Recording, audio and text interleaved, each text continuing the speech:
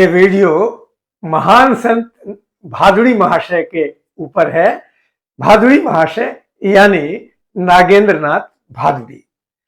तो वो कलकत्ते में रहते थे और प्राणायाम के जरिए जमीन से ऊपर उठ जाते थे और बहुत देर तक उस तरह उसी अवस्था में बैठे रहते थे।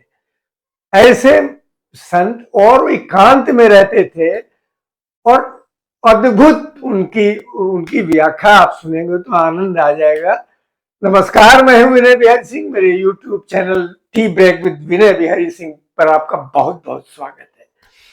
आइए चलते हैं और इस अद्भुत संत के बारे में और विस्तार से जानते हैं। ये प्रसंग मैंने महान योगी परमहंस योगानंद जी की पुस्तक योगी कथामृत से लिया है। भादुड़ी महाशय एक दिन अपने प्रवचन में उन शिष्यों को बताया कि मीराबाई जो थी वो एक संत सनातन गोस्वामी उनसे मिलने गई। तो सनातन गोस्वामी ने मीराबाई से मिलने से इनकार कर दिया। पूछा क्यों? उन्होंने कहा कि मीराबाई तो स्त्री है, मैं स्त्रियों से महिलाओं से नहीं मिलता हूँ। तो मीराबाई ने जब ये सुना तो उन्होंने कहा कि महात्मा जी से कहो कि मैं नहीं जानती थी कि सृष्टि में ईश्वर के अतिरिक्त और कोई भी पुरुष है। क्या हम सब ईश्वर के सामने स्त्रियां नहीं हैं? तो शास्त्रों का एक सिद्धांत यह है कि केवल ईश्वर ही एकमात्र सृजन क्षम पुरुष तत्व है। उसकी सृष्टि तो केवल निष्क्रिय माया है। इसके आधार पर मीराबाई ने महात्मा जी को खबर भिजवाई और कहते हैं, इस ऑटोबायोग्राफी ऑफ योगी में तो नहीं है लेकिन अन्यत्र मैंने पढ़ा है कि कहते हैं कि सनातन गोस्वामी ने जब ये मीराबाई की बात सुनी तो तत्काल उनसे मिलने के लिए बुला लिया, मीराबाई से मुलाकात की। एक तो ये प्रसंग था। दूसरा ये कि एक बार परमहंस योगानंद जी उनके साथ बैठे थे तो भादुड़ी महाशय ने भस्त्रिका प्राणायाम किया। परमहंस जी ने लिखा है कि भस्त्रिका प्राणायाम इतने जोर से उन्होंने किया कि लगता था मानो उस कमरे में सचमुच तूफान आ गया हो। फिर उन्होंने गर्जन करते श्वास को बंद कर दिया और वे समाधि में चले गए। बताइए, भस्त्रिका के बाद तुरंत समाधि में जाने वाले ऐसे महान संत। और दूसरी बात कि एक शिष्य ने उनसे कहा कि गुरुजी महाशय बहुत धनी परिवार के व्यक्ति थे, उन्होंने सारी संपत्ति छोड़ करके साधु वो हो गए, सन्यासी हो गए। तो उनके एक शिष्य ने कहा कि गुरुदेव आप महान हैं, आपने ईश्वर को पाने के लिए, हमें ज्ञान देने के लिए अपनी संपत्ति, आराम, ये सब कुछ त्याग दिया, छोड़ दिया। तो देखिए कितने उच्च कोटि के संत की हंसी मजाक में भी बहुत बड़ी बातें कह जाते हैं, वेद और उपनिषदों का ज्ञान दे देते हैं। तो उन्होंने क्या कहा सुनिए। उन्होंने कहा तुम ठीक उल्टी बात बोल रहे हो। मैंने तो अंतहीन आनंद का विराट साम्राज्य प्राप्त करने के लिए कुछ थोड़े से रुपए और कुछ तुच्छ सुख विलास छोड़ दिया। फिर मैंने कोई त्याग कहाँ किया? और उस निधि को बांटने में जो आनंद मिलता है उसका मुझे पता है। सच्चे त्यागी तो संसार के लोग हैं। भगवान का विराट सुख त्याग कर मुट्ठी भर सुख के लिए संसार में इधर उधर भटकते हैं। सच्चे त्यागी तो वो लोग हैं। तो देखिए कितना व्यंग में ही कितनी बड़ी बात उन्होंने कह दी।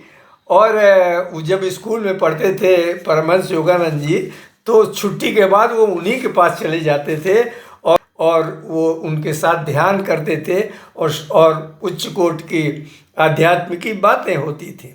और एक अद्भुत बात यह है कि भादुड़ी महाशय ने परमहंस योगानंद जी के बारे में, जब वो परमहंस जी हाई स्कूल के छात्र थे तभी उन्होंने हिंट दे दिया था कि परमहंस योगानंद जी अमेरिका जाकर के बहुत बड़ा आध्यात्मिक काम करेंगे।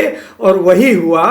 बाद में परमहंस योगानंद जी अमेरिका गए और पूरे विश्व में क्रिया योग के माध्यम से आध्यात्मिक अलख जगाया और पश्चिम में उन्हें फादर ऑफ योगा कहा गया।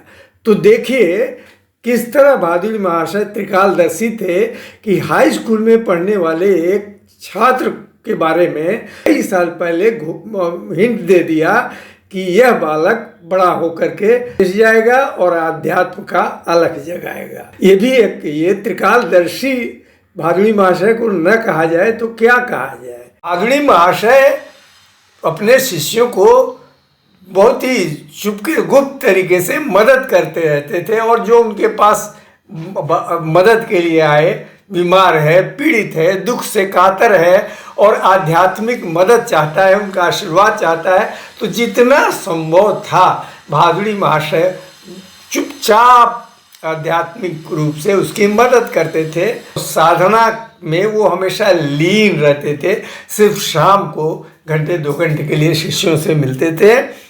और ऐसे महान संत का कहना है, साधु बनो लेकिन साधु का वेश धारण मत करो। संसारी लोगों के लिए साधु बनो लेकिन साधु का वेश धारण न करो।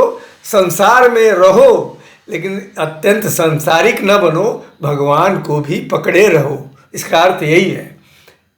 और जब परमहंस जी अमेरिका जा रहे थे, धार्मिक उदारवादियों के अंतर्राष्ट्रीय महासम्मेलन में अमेरिका में बॉस्टन में जा रहे थे, उनको वहां भाषण देने के लिए आमंत्रित किया गया था। तो भादुड़ी महाशय ने परमहंस योगानंद जी को आशीर्वाद के रूप में कहा, बेटा अमेरिका जाओ, युग युगांतर की भारत की महिमा को अपनी ढाल के रूप में ले जाओ। विजय तुम्हारे ललाट पर लिखी हुई है। उस देश के भले लोग तुम्हारा हृदयपूर्वक स्वागत करेंगे। उन भादुड़ी महाशय का यह भी कहना था कि जो भगवान हमारे जन्म लेने के साथ ही हमारे लिए हवा और दूध की व्यवस्था कर देते हैं, वो भगवान क्या अपने भक्तों की दिन प्रतिदिन की व्यवस्था नहीं कर पाएंगे? अवश्य कर पाएंगे। हम ही भगवान से दूर रहते हैं, भगवान हमसे दूर नहीं रहते। नमस्कार।